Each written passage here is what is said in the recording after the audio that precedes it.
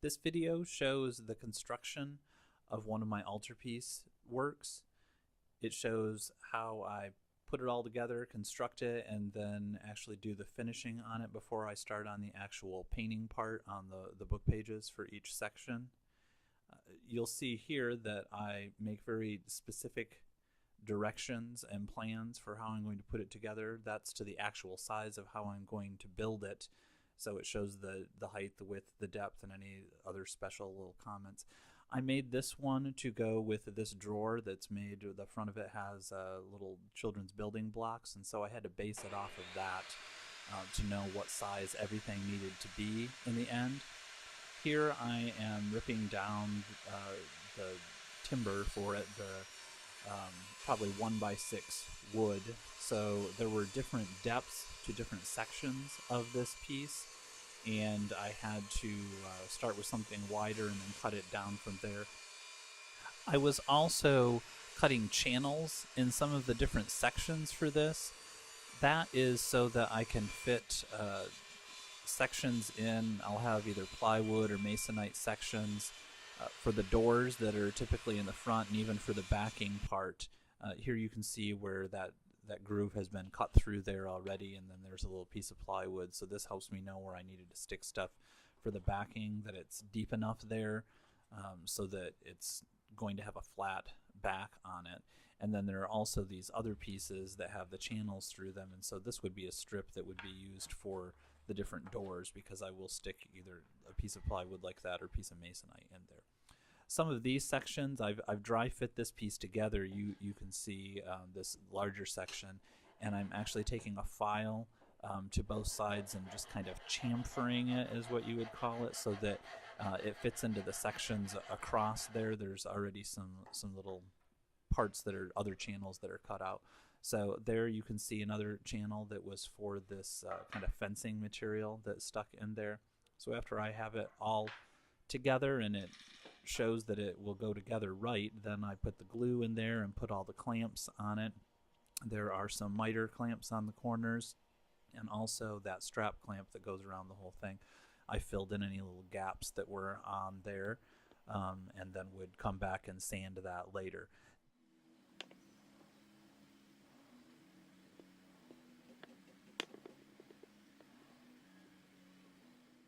Now these sections are actually the doors that will hinge onto the front.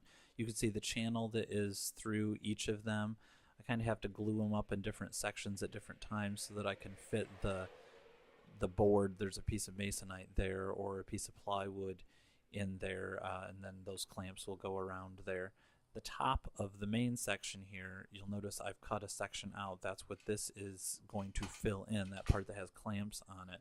It was easier to have it all squared up first and glued that and let that dry, and then cut that section out and put the additional part back up into the top, which you'll see later. So here I'm actually putting glue down to glue on this frontispiece, which is actually the section where that drawer will go. You'll see that there's actually another section of blocks that spells something out above where the drawer is.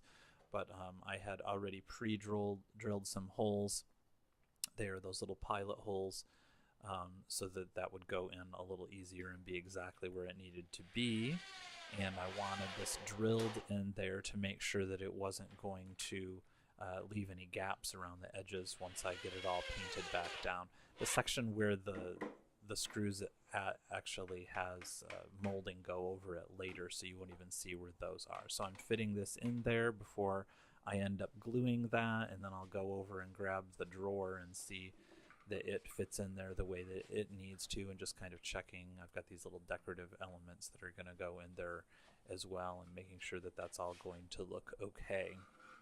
So that fits in there, and then actually you'll see that I check it with the back to make sure that it goes in. There's the new top part on there, and I actually finished off part of the interior there, and I put some side elements. When I turn it around, you'll see that, so that the drawer fits in there exactly, and anything that's in the drawer isn't going to get lost inside of the altarpiece later on. But it moves through here easily, and then it will end where the backing piece will eventually be. It would stop it from going any further.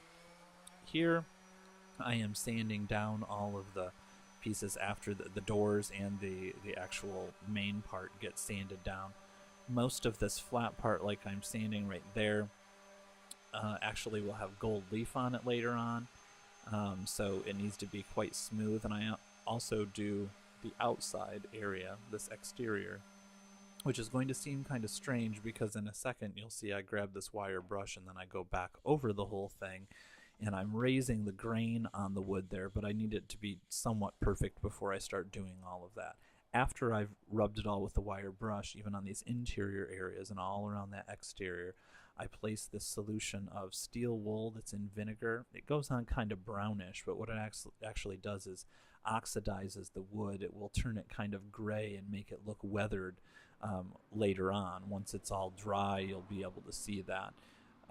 And once there's paint on it. Here I'm just wiping off the excess because there's actually like little bits of rust pieces that are in there. Still seems a little brown, but once I get some of the paint layers on top of that and wire brush it a couple more times, it's going to look very gray and like it's just been out in the weather for centuries probably. Here I'm putting the first coat over all of that has been ebonized or oxidized a little bit. The first coat I have of paint is in this orange color that I've mixed up. This is much quicker than I actually paint, as you'll see. So this is an oil-based enamel paint that I've mixed up the color. Once it's dry, it looks a little yellow here, but it's actually that orange. I use the heat gun on it and a wire brush, again, very quickly here. So that pulls some of the paint off, and then you will actually be able to see underneath there some of that grayed down wood that I originally had covered up with that solution. Once that's done, then I mix up some more paint here, and this is just cheap oil enamel. I find that when I mix the colors, it works better to my advantage because they will separate a little when I put the heat gun on there, so I don't get any kind of specialized paint store colors. I get just whatever the cheap, easy, readily available colors are and just slap it on there and let it dry again. Once this is over, the green is over the orange, then I'll do the same thing with the heat gun and the wire brush.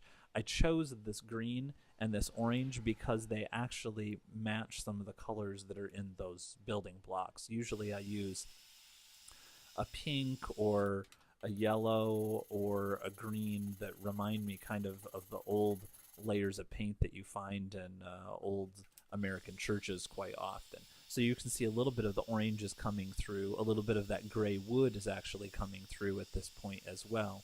I did different variations of the colors, so sometimes there's only 2 coats, sometimes there's 3 coats, it just depends. And I don't do everything go all the way back down to that wood, because once I put this kind of almond or off-white color on here, I still want some of the green and some of the orange to still show through, as well as some of the areas where the gray wood is at. This is actually the main section, but totally upside down. So the exterior has already been heated and brushed. This interior area in that little cage section, I believe, just has orange over it, and that I had treated, and now this is with that almond color. So it's a little more, it's a little warmer inside of this area than it is around the exterior, where you get a little bit more of that green coming through. So here you can see that I'm using the liquid nails adhesive on the back. I'm going to glue the back panel in there. I actually screw it down as well to keep it all tight in there. That was the shelves that are in the front. You'll see those later. That's what's already screwed in there, but then I'm screwing it in so that it's nice and tight there. I actually oxidized the back of this too, so the whole thing looks like it's aged. This little bit of molding, I'm gluing it down now. It's already been pre-drilled. I found that if I just hammer nails right in that to keep it down, that they tend to split it. So I've pre-drilled that, and now I'm going to just go ahead and hammer those in. I actually need to take that file and go back through here and kind of fix the corners a little bit, because they aren't always even when you use this particular molding on there. It just makes it look a little more finished. This is an old spool, a wooden thread spool. I am, as you can see very quickly again, cutting through this. And so I'll cut through it lengthwise, right through the middle, or just in half. I guess it's probably not lengthwise, but then I cut through it the other way, which would be lengthwise on each side. These pieces, the 4 pieces that come out of this, end up being kind of like the capitals that would be on a column, like a Roman or a Greek column. And these are going to go on the doors. You'll see in a second here when I put those down there. Again, I pre-drill these once I have it all cut apart, or they split in half. I've had that happen before, so I've learned over time. So this is the front section of the door, the front side of it. And I've already put some probably 3/4 inch quarter round on there, on the top and the bottom, and then I hammer and glue these in place. There's also another little molding that will go on from here. It's a bead molding that has kind of like 3 little raised parts on that, and that goes in the rest of the sections. Again, this has been pre-drilled, and then the glue is placed on there, and then I nail these in there. I've cracked far too many of these to try to just put it in by hammering it now. And there I even countersink it into those grooves so that you can't really see where the little finishing nails go in there. After that's all dry, this part is the part that gets all gold leafed, and so I paint with either a red or kind of a reddish brown acrylic paint over all the open clean wood areas that haven't already been finished off in kind of that green and orange area. So all of this is going to receive gold leaf in the end, even all this wood in the back, except wherever I'm going to place the book pages to be painted on. So after that gets all placed on there and dried, then I put an adhesive over that, and this is made specifically for gold leafing, and so it goes on in kind of that milky white so you can see where it goes, but then once it dries you can see in some of these areas it's really shiny. It's very tacky at that point once it's dry, but it has to go through all the little crevices of all of these different sections. You'll notice that the area around where the drawer is at, all that stuff I added later, I pre-painted that red first and then put it on there because it was just easier to get the texture with the brush on the exterior of that, and then go back and put the gold leaf on. This is not pure gold leaf. It's not really gold at all. It's actually brass. It's called composite gold leaf, and this is much quicker than this process actually goes to put it on there like that. I want this brass look because I can get it to look both like gold and I can age it, and so I'm going to age several sections, but I'll leave other sections so that they look just gold. It's not just that it's cheaper, it gives me a kind of a weathered finish on some of these. So once it's all on there, I take this brush and get all the extra little pieces off, so that's what I'm brushing away, and all of that area in the back is going to stay just gold without any finish on it. These sections, I'm going to put this patina aging element on there, so I paint that over there. You can't really see it changing so much, but when it dries it turns kind of greenish because of the copper element that's inside of the brass that's on there. And once that's again all dried and changed and weathered, then I put a sealant over that. So here's the whole thing together. You can see that I put the book pages on. This doesn't have the doors on it right here, and there's actually a section up at the top that has some velvet that's been placed on there, but this is what the finished thing looks like before I go to the actual painting stage, which will be the final part.